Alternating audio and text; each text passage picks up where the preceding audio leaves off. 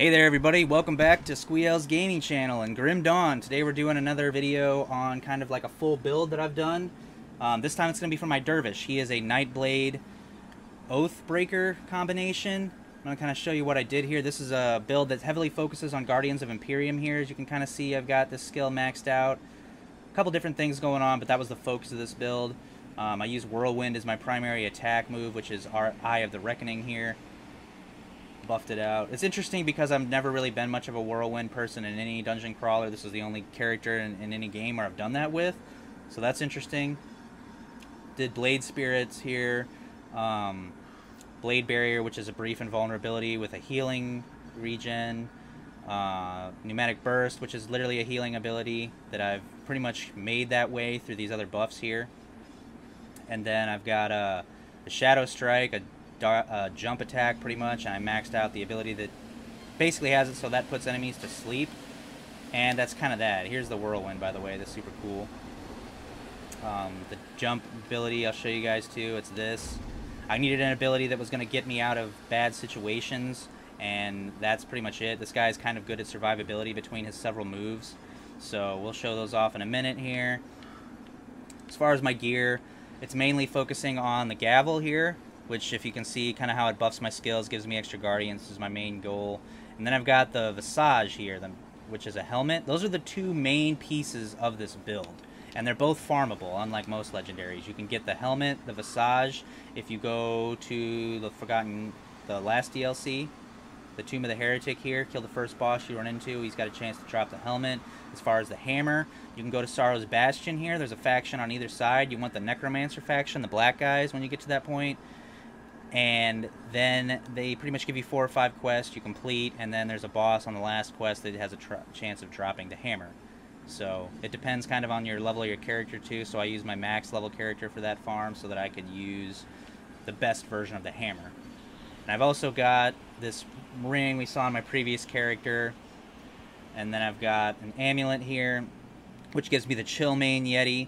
He's kind of my tanky minion, because the cool thing about the Guardians and the Blade Spirits is they do tons of damage, and as long as I can stay alive, they're pretty much going to keep fighting. I don't have to resummon them at all, but they don't aggro enemies, so it doesn't really keep anyone off of me. So I needed someone to tank, and that's pretty much what the Yeti is for here. We'll summon him in a minute. Got a ring here to buff some more stats, pretty much, Guardian stuff, some health. I've got this mantle here, which I just found. It's super cool. Gives me the Fade from Reality, which is a skill I haven't used yet. I'm going to have to play with that, but it's basically another skill to keep me alive, to keep me out of danger. I've got the Ghoul's Reach here, which gives me a passive summon, a skeleton, or a spider, which I thought was really cool. 100% chance on critical.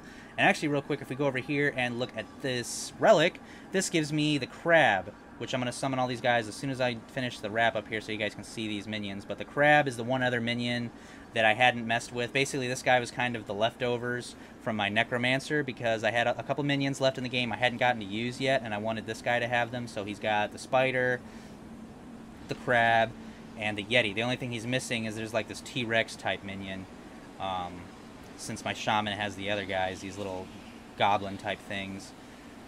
Demons, whatever you want to call them. But yeah, if I could find the T-Rex thing, I'd probably slap it on this guy. But anyway, he's got these boots, help with physical harm. He's got a belt for stats. He's got this medal right here for more stats. This gives me that dash move that I was just showed you guys where I jump back. So as far as the pants and his armor, they got good armor stats, but they're probably going to actually be swapped out eventually, and when I finish off this build, because it's not 100% yet. It's just far enough along where I figured I'd show you guys. Activate my buffs, get my minions out here. There's the Yeti, and there's the Crab. This guy, most of what you see here, this is his minions. He has a few passives. If we look at his devotion, I've got this ability here, the Living Shadow, which is one of his coolest minions. It has up to, can summon up to 3 of these guys. 100% chance of summoning one on a critical hit. He's basically just like a guy, kind of like me. He's got 2 swords. He's a little dark shadow. He's pretty cool. He's a limited summon, and he's a passive, so he'll pop up in combat, hopefully. I've also got, if you go up here, I've got this, Nature's Guardian, 25% chance when hit. Basically, this gives me a little shield, another survivability move, and it kind of calls all my minions to me. So between having a bunch of Immortal minions, I figured this was a great skill for this guy to have. I tethered it to his one of his buffs, so it's pretty much always active. And then as far as the living, this move that I just showed you guys, this is attached to Whirlwind. I guess I could have mentioned that. So anytime I'm doing Whirlwind is when this skill has the chance to activate. And then my last major skill for this guy is the Blind Fury. 100% chance on critical. This pretty much just throws me into a rage. I do all kinds of more cool stuff, so that's pretty cool. That's sort of more or less it. That's the prime focus with this guy. As far as his devotion, I barely managed to make it work to get these skills that I had. I didn't have a single point to spare, so that's really all I was able to do. But this guy's got all kinds of buffs, and that's about it. That's this guy's build pretty much. He's not on the level of my Kabbalist, but he's fun. Most of the guides I looked at, they were topping out at 4 or 5 Guardians of Empyrion. I've got 6. I technically see a way I could get 7. But I don't know if I'm going to do that, but I just think it's kind of funny because with my Necromancer, I sort of topped the builds that I was going off of. And I instead of getting another Guardian, I'd rather get a 3rd Blade Spirit, which is possible. I'm probably going to do that. It's not going to be a part of this video, unfortunately, because that's the last little stretch I have to make with this guy, and I wanted to get this video out. But that's pretty much it. We're just going to do a light little combat tutorial now, see some of my moves helping me stay alive. Since this is Ultimate, these guys are going to be tough. And maybe we'll get to see some Living Shadows, hopefully. That's what I'm hoping for, so let's go ahead and get in here, hit him with the burst, hit him with the whirlwind, you know. You can kind of see there right above me that black sort of shadow with the sword. That's my living shadow. That's my other main type of minion. He's very cool. Do my little blade shield here. See the blades around me makes me immortal, so I just soaked up some damage and also got slight heals from it.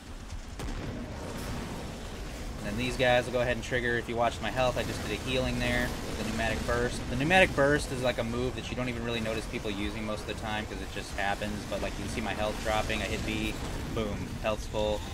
Being vulnerable again since these guys kind of kicking my butt. Jump back. But as you can kind of see, I just sort of messed around in that whole fight. I got some kills, but these minions, they're devastating. Like. But that's pretty much it for this one.